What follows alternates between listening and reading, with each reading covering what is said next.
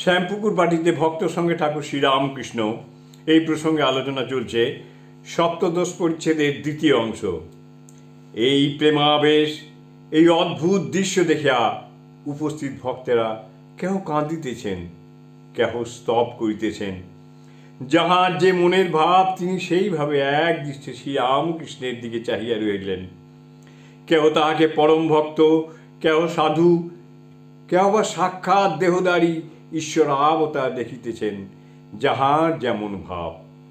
মহিমাচরণ শাস্ত্র নয়নে গাইলেন, দেখো দেখো প্রেম মূর্তি, ও মাঝে মাঝে যেন ব্রহ্ম দর্শন করিতেছেন।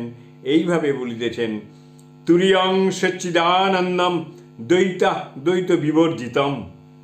নবগোপাল কাঁদিতেছেন।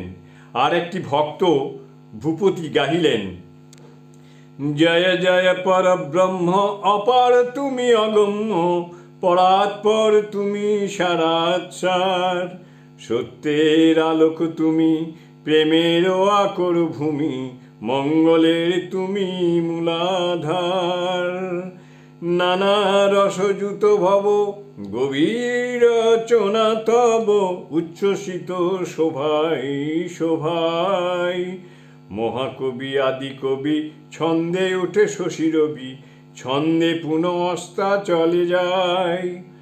তারকা কনক কুচি, জলদয় অক্ষর রুচি, গীত লেখা মনিলাম্বর পাতে। তারকা কনক কুচি, জলদ অক্ষর রুচি, গীত লেখা নীলাম্বর পাতে। 6 ঋতু সম্বৎসরে মহিমা কীর্তন করে, সুখপূর্ণ চরাচর সাথে। কুসুমে তোমার কান্তি, সলিলে তোমার শান্তি, বজ্ররবে রুদ্র তুমি ভীম।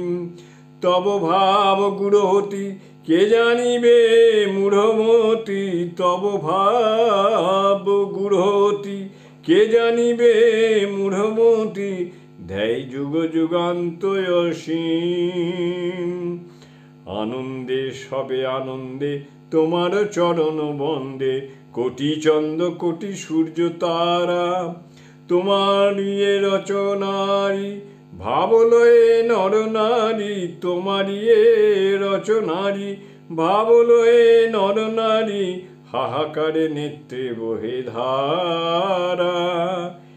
মিলিসুর নর রিভু, প্রণমে তোমায় বিভু, মিলিসুর নর রিভু, প্রণমে তোমায় বিভু। তুমি সর্বমঙ্গল আলয়। দেও জ্ঞান, দেও প্রেম, দেও ভক্তি, দেহ ক্ষেম, দেও দেও পদে আশ্রয়। জয় ঠাকুর, জয় ঠাকুর, জয় ঠাকুর।